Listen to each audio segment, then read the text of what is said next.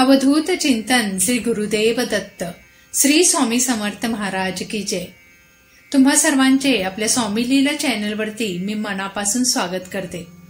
मित्र हो, आपण रोज स्वामी समर्थांच्या कथा, गुरुचरित्रातील अद्भुत कथा आणि नवनाथांच्या कथा आपल्या चॅनलवरती मी रोज सांगत असते आणि या कथेंना भरपूर सुंदर असा प्रतिसाद मिळत आहे। तर आजही मी गुरुचरित्रातील अशी एक दिव्य आणि भक्तांच्या हृदयाला स्पर्श करणारी कथा घेऊन आलेली आहे। बघा मित्र हो, गुरुचरित्रातील कथा श्रवण केल्याने गुरुचरित्र पारायणाचे फळ मिळत असते। ज्यांना पारायण करणे जमत नाही त्यांनी या कथा श्रवण करा, कारण गुरुचरित्रातल्याच महात्मा दाखवणाऱ्या भरपूर कथा मी रोज सांगत असते। तुम्ही फक्त या श्रवण केल्याने सुद्धा तुम्हाला गुरुचरित्राचे पारायण केल्याचे फळ मिळणार आहे। चला तर आपण कथेला सुरुवात करूयात। कथेचं नाव आहे दगडाला भक्तीचा स्पर्श। सेवेकऱ्यांच्या हृदयाला भिडणारी गुरुचरित्र प्रेरित कथा। मित्रांनो, आज आपण ऐकणार आहोत अशी एक कथा जी केवळ भक्ती सांगत नाही, तर सेवा म्हणजे गुरूंची खरी वाट हे आपल्या हृदयात कायमचे कोरून ठेवते। ही कथा आहे सेवेकरी गोविंदाची आणि गुरु नरसिंह सरस्वतींची। गंगापुराजवळ एका लहानशा गावात गोविंद नावाचा एक माणूस राहत होता। घर नाही, संपत्ती नाही, कुणाचा आधार नाही, पण हृदय भरून एकच गोष्ट, सेवा आणि फक्त सेवा। मंदिर साफ करणं, यात्रेकरूंचा सांभाळ करणं, पाण्याची व्यवस्था करणे, गुरुभक्तांच्या पाणी घालणं हीच त्याची साधना। पण त्यात एक दुःख होतं की त्याला कधीच गुरु नरसिंह सरस्वती महाराजांचे प्रत्यक्ष दर्शन मिळालं नव्हतं। तो रोज म्हणायचा, गुरु माझ्या हृदयात आहेत, दर्शन मिळो वा न मिळो मी सेवा करणारच। एक दिवस भक्तांची मोठी गर्दी झाली, तुफान वारा आला, धूळ पाऊस सगळे विस्कळीत झाले।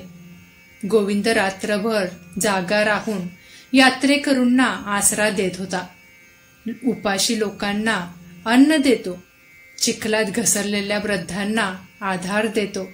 त्याचे पाय थकलेले, शरीर दमलेले, पण सेवा मात्र अखंड।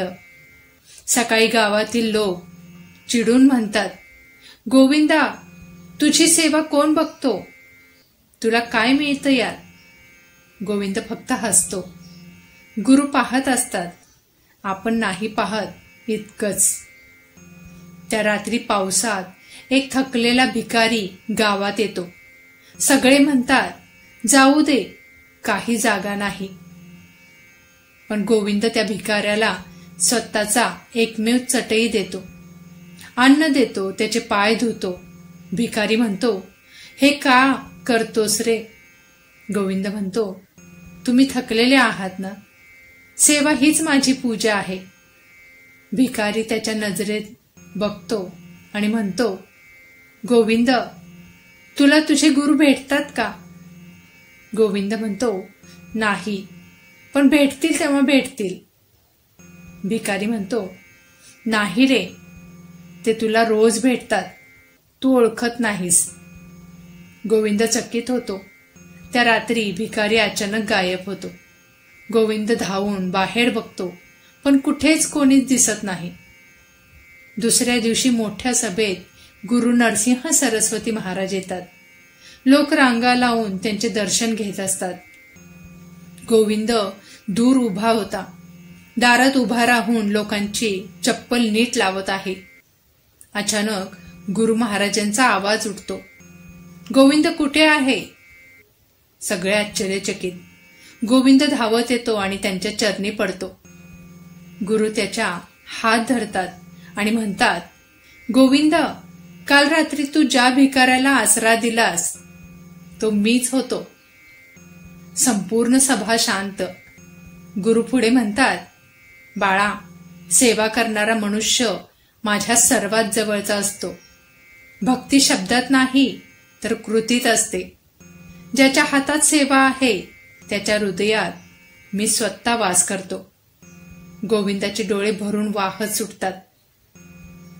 गुरु म्हणाले, आजच्या दिवसापासून तुझं जीवन बदलून जाईल.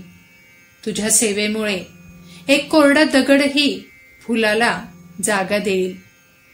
आणि खरोखरच गुरूंचं चरणस्पर्श घेतात मंदिराच्या द्वाराजवळचा दगड फुलांनी भरतो. सर्व भक्त थरथर कापतात. गोविंद मात्र नम्रपणे म्हणतो, गुरुजी, मी काहीच नाही. तुमची कृपा आणि माझ्या हाताची सेवा एवढंच सर्व. सेवेकरांच्या हृदयाला स्पर्श करणारा संदेश यातून आपल्याला मिळत असतो. तो म्हणजे सेवा हीच खरी भक्ती. गुरु आपल्याला कोणत्या रूपात भेटतील सांगता येत नाही. ज्याच्या मनात नम्रता असते त्यावर गुरूंची अनंत कृपा असते. भक्तीचे मूल्य हृदयाच्या स्वच्छतेत असते, शब्दात नाही. गोविंदासारखा सेवाभाव असेल तर गुरु स्वतः येऊन आशीर्वाद देतात.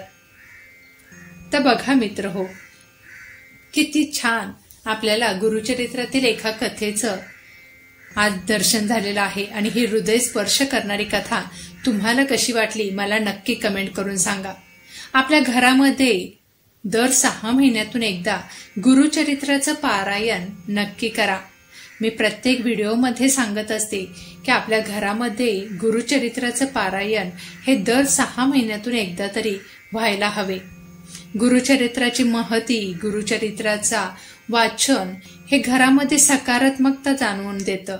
घरामध्ये आनंद आणि लोकांच्या कोणत्याही अडचणीतून लोकांना बाहेर काढण्यासाठी गुरुचरित्र हा ग्रंथ अत्यंत प्रभावी समजला जातो.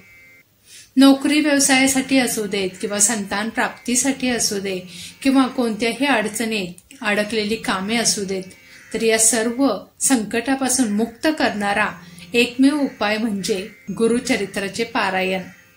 तुम्हाला गुरुचरित्राचं पारायण हे दर 6 महिन्यातून एकदा तरी आपल्या घरात करायचं आहे. तर ही गुरुचरित्राची कथा आणि आपल्या रोजच्या व्हिडिओमधून म्हणजेच आपल्या या स्वामी लीला चॅनलवरती मी रोज गुरुचरित्रातील एक एक कथा सांगत असते. नवनाथ पारायण मधले सुद्धा नवनाथांच्या कथा सांगत असते. नवनाथांचे मंत्र, नवनाथांच्या कथा सुद्धा ऐकल्यानंतर घरातील नकारात्मकता दूर होत असते. म्हणून आपल्या या चॅनलवरती म्हणजेच स्वामी लीला चॅनलवरती स्वामी समर्थ महाराजांच्या कथा, गुरुचरित्र ग्रंथातील कथा आणि नवनाथांच्या कथा तुम्हाला ऐकायला भेटणार आहेत. त्यासाठी तुम्हाला आपल्या चॅनलला सबस्क्राईब करायचं आहे. बेल आयकॉन दाबून तुम्ही आपल्या प्रत्येक नवीन व्हिडिओची नोटिफिकेशन ऑन करून ठेवा. म्हणजे मी जेव्हा सुद्धा व्हिडिओ पोस्ट करेन तेव्हा तो तुमच्यापर्यंत नक्की पोहोचेल.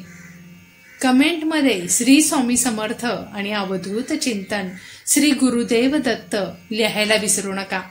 तुम्हाला ही कथा कशी वाटली मला नक्की कमेंट करून सांगा. श्री स्वामी समर्थ. जय जय स्वामी समर्थ. धन्यवाद.